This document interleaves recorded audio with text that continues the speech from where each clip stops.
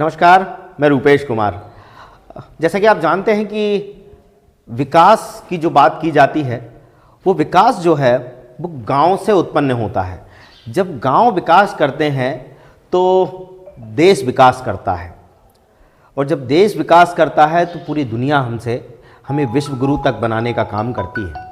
मैं रूपेश कुमार आज आपको माखन नगर की एक ऐसी ही पंचायत से परिचय कराऊंगा, उससे बात कराऊंगा कि विकास क्या होता है और विकास कैसे किया जाता है। ये सीखने वाली बात है, ये चर्चा का विषय है। तो मैं जिस ग्राम पंचायत में मौजूद हूँ उस ग्राम पंचायत का नाम है चूरना, जो कि माखन नगर ग्राम पंचायत के अंतर्गत आती है। यहाँ की सरपंच श्रीमती ममता यादव हैं, जिनके द्वारा अगर देखा जाए तो बहुत सारे विकास के कार्य किए गए हैं। और जैसे कि मैं आपको पहले ही बता चुका हूं कि विकास जो है वो गांव से शुरू होता है और देश तक पहुंचता है और देश को विश्व गुरु बनाने का काम करता है। तो हम चलते हैं, और प्रतिनिधि जो हैं किसी कारणवश सरपंच यहाँ पे नहीं मिल पाए हैं और हम लोग तत्काल यहाँ पे आए हैं, तो वो हमारे साथ मौजूद हैं। हम उन्हीं से बात करेंगे, उनसे चर्चा करेंगे। तो चलते हैं। तो स्वागत है मुकेश जी आपका हमारे इस कार्यक्रम में। हम जानना चाहते हैं कि ग्राम पंचायत में बहुत सारे विकास कार्य हुए हैं, तो मैं तो सबसे पहले आपसे जानता हूं कि जब आप सरपंच बने तो कैसे प्रेरणा मिली कि ग्राम पंचायत को सुदृढ़ बनाना है, इसमें विकास कार्य करना है? ये प्रेरणा कैसे मिली आपको?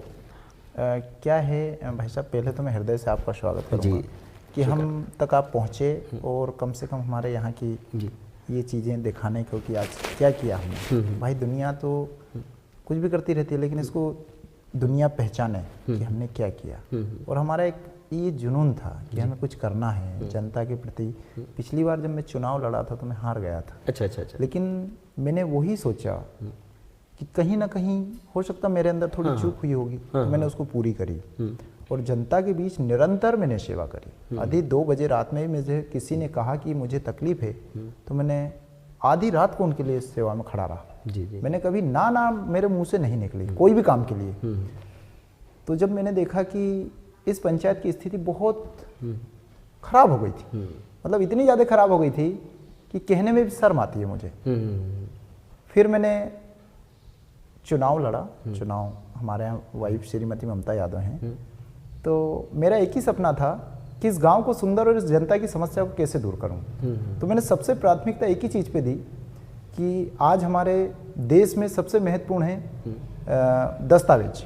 यदि इंसानों के दस्तावेज यदि सही रहेंगे तो उनको शासन की कोई भी योजना देने में सरपंच को परेशानी नहीं जाएगी। हाँ, योजनाएं आसानी से पहुंच जाती है। ये बहुत अच्छी बात कही आपने। दस्तावेज कंप्लीट है तो वो अक्सर हम देखते हैं, अभी विवाद चल रहा है, कोई आधार कार्ड केंद्र पे खड़ा है तो कोई ऑनलाइन की दुकान पे समग्र आईडी सुधरवाने की, तो ये समस्याएं बहुत है। बिल्कुल सही कहा आपने। तो फिर मैंने इसमें कर्मचारी नियुक्त किए, 3 कर्मचारी लगाए, मैं भी साथ में रहा। हमने बहुत स्पीड से फिर काम किया दस्तावेजों पे। क्या विस्थापित लोग थे हम, तो काफ़ी दस्तावेज हमारे इधर के उधर गड़बड़ थे। तो सबसे प्राथमिकता में मैंने बच्चों के जाति प्रमाण पत्र की बहुत ज़्यादा समस्या थी हमारे यहाँ, जैसे एडमिशन नहीं हो पाते थे, काफ़ी समस्या होती थी। तो फिर मैंने माननीय विधायक जी से महोदय जी से चर्चा की, एसडीएम साहब से की, कलेक्टर मैडम से की, तो उन्होंने फिर यहाँ सिविल लगवाए। तो एक साथ 350 जाति प्रमाण पत्र जारी किए। फिर क्या बात है। तो मैं हमारे क्षेत्र के लोकप्रिय विधायक जी, पहले तो मैं उनको धन्यवाद दूंगा कि उनने विस्थापन के प्रति कोई भी कार्य इतनी प्राथमिकता से किया कि हम खाद की समस्या हो, रोड की समस्या हो, बिजली की समस्या हो, स्वास्थ्य की समस्या हो, शिक्षा की समस्या हो, जल की समस्या हो, मतलब उनने कभी भी हमने ये चीज़ रखी विधायक जी के पास कि भैया हमें ये समस्या है, तो उन्होंने सब कार्य छोड़ के पहले विस्थापितों की सुनी। मतलब ये तो मैं विधायक जी को हृदय से धन्यवाद दूंगा। और फिर मैंने देखा कि काफ़ी समस्या हो रही थी तो पानी के पीने की। फिर नल जल योजना आई तो मैंने उसको व्यवस्थित तरह से चालू करी। कई जगह हमारे मोहल्ले में बिल्कुल कई ग्राम पंचायत हम देख के आए चालू भी नहीं है। आदिवासी मोहल्ला है, उसमें पानी के लिए बहुत समस्या थी। गर्मी में तो इतने परेशान होते थे कि मुझे टैंकर खड़ा करना पड़ता था पानी पीने के लिए। क्या तो आज घर घर में आप जाके हर घर में पानी देख के आना, एक एक घर में पानी पहुंचाया मैंने। और जल संरक्षण पे भी मैंने फिर बड़े बड़े तालाब बनवाए। 2 तालाब बनवाए बड़ी माली में। कुछ ट्यूबवेल फेल हो गए थे, तो वो ट्यूबवेलों को रिचार्ज के लिए भी फिर मैंने काम किया। अच्छा। और उसके बाद में फिर मैंने जैसे स्वच्छता पे ध्यान दें, तो आज स्वच्छता पे शायद मुझे लगे कि ग्राम पंचायत नया चुनना काफ़ी विषय इस स्वच्छता, क्योंकि स्वच्छता यदि आज गांव स्वच्छ रहेगा तो गांव का परिभाषा बदलेगी, और परिभाषा बदलेगी तो आपके बच्चों के भी कुछ भविष्य बदलेगा। बिल्कुल। आज यदि आपके गांव में या घर में गंदगी रहेगी तो उससे आपके घर में सुख शांति नहीं हो सकती कभी भी। मैं तो नहीं मानूंगा भाई, बिल्कुल। मेरा एक मतलब अनुभव है। फिर मैंने दोनों साइड के रोड चौड़े किए, एक रस्सी डाल के। फिर मैंने उसमें सोचा कि अब इसको कैसे सुंदर बनाऊंगा। तो फिर मैंने यहाँ वहाँ से करके पूरे गांव की साइड शोल्डर भरे, पूरी रोड चौड़ी करी, फिर फेंसिंग करी, फिर किनार किनार पौधे लगाए, फिर इस पे ही मैंने काम किया। बहुत सारी एक्टिविटीज हम जैसे निकलते हैं तो देखने को मिलता है। ये तो आज देखा जाए तो ग्राउंड की बहुत स्थिति खराब थी, हमारे स्कूल की काफी स्थिति खराब थी। फिर मैंने स्कूल पे काम किया कि कैसे इसको सुंदर बनाया जाए। शिक्षक कम थे, फिर शिक्षकों पे माननीय महोदय जी से बात करी मैंने, विधायक जी से, फिर उनने ही बात करी कलेक्टर मैडम से। फिर शिक्षकों के हमारे यहाँ आज 6 शिक्षक हैं, मिडिल स्कूल भी है, प्राइमरी भी है चूंकि। अच्छा। और इतनी सुविधाजनक है। फिर मैंने उसमें बड़े टीवी लगवा दी, आजकल ऑनलाइन पढ़ाई होती है, ऑनलाइन टेबल कुर्सी आ गई। तो ये चीजें क्या है, बहुत ही है। ये प्राथमिक चीजें हैं, कहीं ना कहीं अगर लोगों को फायदा मिलता है तो फिर उसका विकास भी होता है। बिल्कुल। फिर मैंने इस पे चिंता करी कि हमारे यहाँ बुजुर्ग आदमी हैं जिनके पास साधन नहीं है, क्योंकि उनको पेंशन की सुविधाएं के लिए पोस्ट ऑफिस नहीं थी। तो फिर एक सर आए थे, इनके जिले के सबसे बड़ा अधिकारी था पोस्ट ऑफिस का।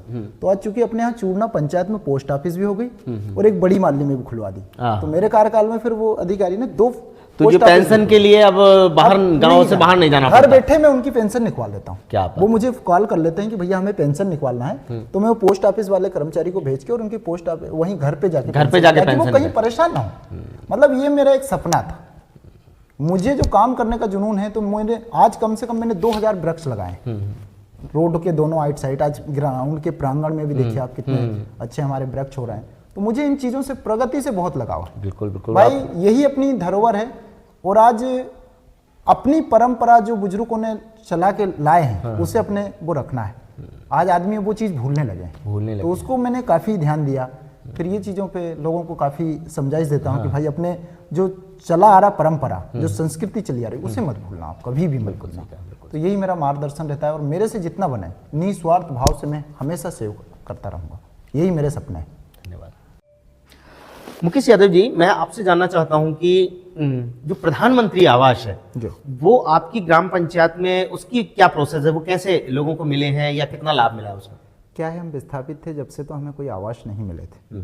लेकिन चूंकि ये बार बार ये मुद्दा उठ रहा था, तो माननीय विधायक जी से हमने चर्चा करी, कलेक्टर मैम से करी, तो उनने यही दिया कि आप सर्वे करिए। फिर उसके सर्वे के आदेश हुए, तो फिर हमने सर्वे किया, तो 100-125 मकान के समथिंग मैंने भी सर्वे करके दिया हूँ। अच्छा। तो हो सकता माननीय विधायक जी महोदय के ये बहुत ज़्यादा प्रयासों में शायद अब आने वाली है हमारे। क्या बात है। ये भी बताइए कि विषय है कि चूंकि धान योजना ही नहीं थी, उसी योजना को सुचारू रूप से लेके आना, चालू करना, वो भी एक। अच्छा, मैं अगली बात पे जाऊंगा। तो जैसे प्रधानमंत्री आवास योजना की जो आपने कही कि 125 लोगों के यहाँ से नाम गए हैं, कौन कौन सी योजनाएं चल रही, क्या उन योजनाओं के समय बता? जैसे संबल कार्ड है, और कितने हितग्राही होंगे इसके अनुमानित, अगर हम बात करें? अनुमानित होंगे इसके 200-250 तो होंगे। अच्छा, 300-400 के समथिंग। जी। हमारे पास काफी लोग हैं। जी।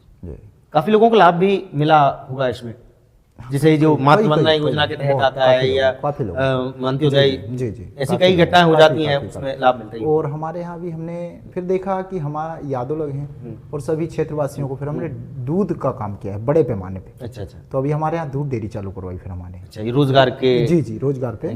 तो फिर हमने ये चीज भी बहुत उससे सोचा कि क्यों ना इनके लिए कोई ना कोई रोजगार। तो सभी ने कम से कम कोई 10 लीटर, कोई का 15 लीटर, तो हमारे यहाँ कम से कम 200-250 लीटर दूध होता है। अच्छा। तो वो एक बहुत अच्छा, हमें रोजगार बहुत अच्छा मिला। ये श्वेत क्रांति की तरफ एक अच्छा कदम है। अच्छा, अगर हम, जैसे मैं योजना की बात कर रहा था, प्रधानमंत्री की आवास की बात हुई, हमारी संबल योजना की बात हुई, और भी जो योजनाएं चल रही हैं, हम उनके विषय में अगर चर्चा करें तो काफ़ी सारी योजना है। मैंने अभी जैसे लोगों के और भी काफ़ी, जैसे हम पेंशन की अगर बात करें, पेंशन की योजना तो वैसे लगभग मेरे यहाँ तो सभी लोगों के पेंशन। कितने हितग्राही होंगे? होंगे लगभग, अनुमानित बात कर रहे हैं, अनुमानित कम से कम होंगे 100 से ऊपर होंगे, 100 प्लस होंगे जिनको पेंशन का लाभ मिल रहा है। 100 बराबर। अच्छा। अगर इसके बाद हम अन्य योजनाओं की अगर हम बात करते हैं पेंशन के अलावा, तो जैसे शौचालय की अगर हम बात करते हैं, शौचालय मैंने देखा कि लोग बहुत परेशान थे। तो शौचालय में समथिंग मेरे कार्यकाल में मैंने 80-85 शौचालयों की राशि भी डाल दी सबके हितग्राहियों के खाते में, बनाते गए, मुझे फोटो देते गए, जांच दल आया, टीम ने गठन करके उनका चेक किया शौचालय कि कंप्लीट है या नहीं। फिर मैंने उसके बाद वो करके और फिर 80-85 लोगों का शौचालय की राशि भी दिलवाई मैंने। ये तो बड़ी बात है। आयुष्मान कार्ड की अगर हम बात करें, आयुष्मान भी हमारे यहाँ सभी के लगभग सबका बन चुके हैं। जी। लाभ भी यहाँ से काफी लोगों को काफी लोगों को मिलता है।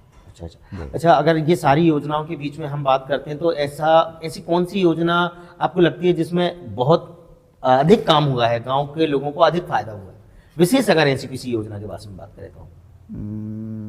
लोगों को लगभग आज एक नई दिशा की तरफ हमारी पंचायत गई है। हाँ। तो सबके अंदर से एक नई खुशी आती है। अच्छा। मतलब काम करने का जुनून, और हमारी टीम जो है बड़ी गजब की खुशी से काम करती है कि मतलब हर जगह चर्चा चलती है कि चूरना पंचायत इतनी अच्छी साफ सुथरी सारा सिस्टम।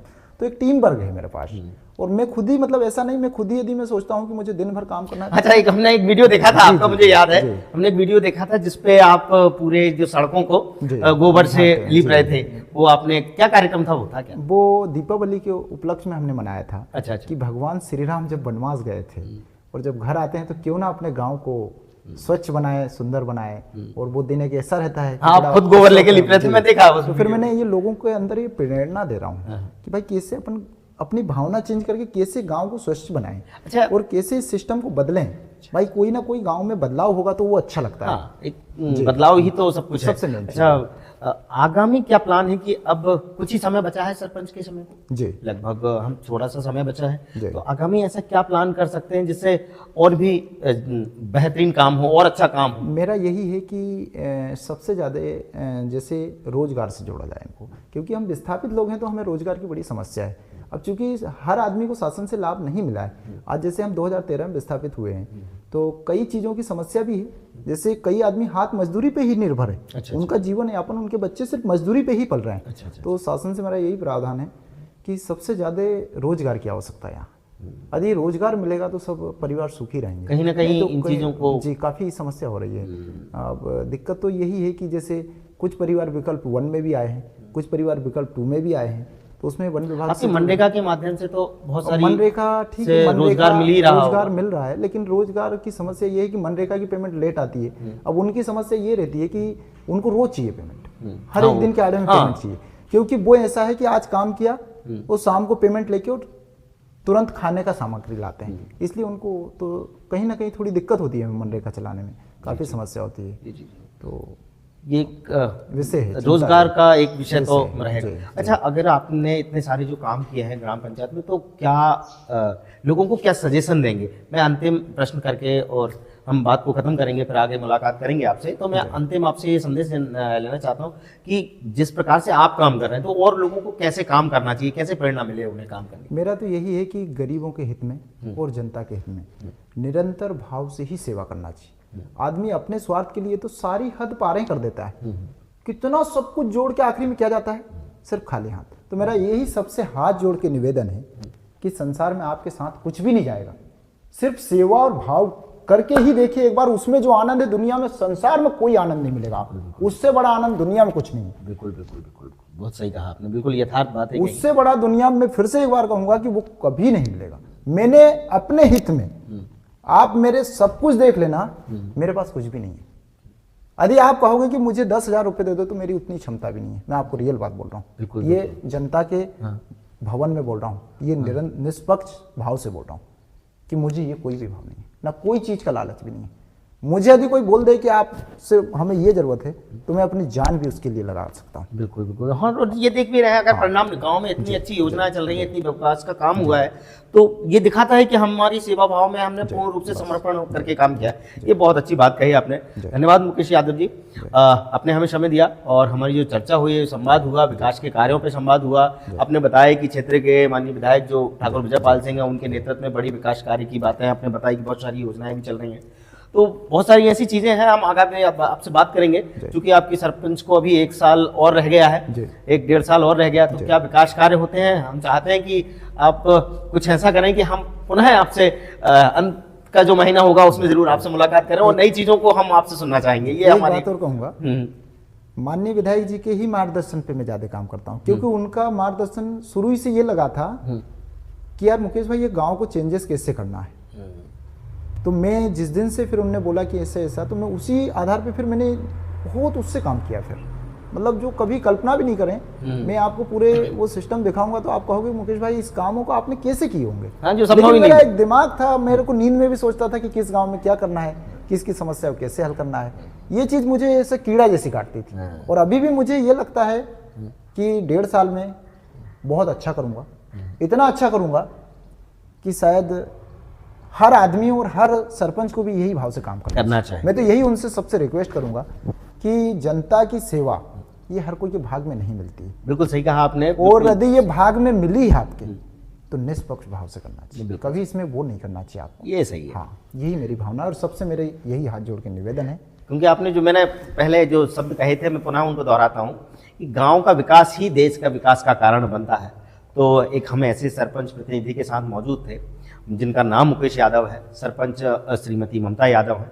हम मिलते हैं, आगे उनसे बात करेंगे, चर्चा करेंगे कि क्या कैसे काम होगा, कैसे विकास कार्य और उन्होंने किए हैं। कुछ समय उनका अभी रह गया है, जैसे उन्होंने बताया कि हमने बहुत सारी एक्टिविटीज़ की हैं, बहुत सारी योजनाओं के विषय में लोगों को लाभ दिलाया है। पंचायत की बात की जाए, हितग्राही मूलक योजनाओं की बात की जाए, सामुदायिक मूलक योजनाओं की बात की जाए, तो हर योजना पे उन्होंने काम करने का काम किया है। तो हम उनसे फिर पुनः मुलाकात करेंगे।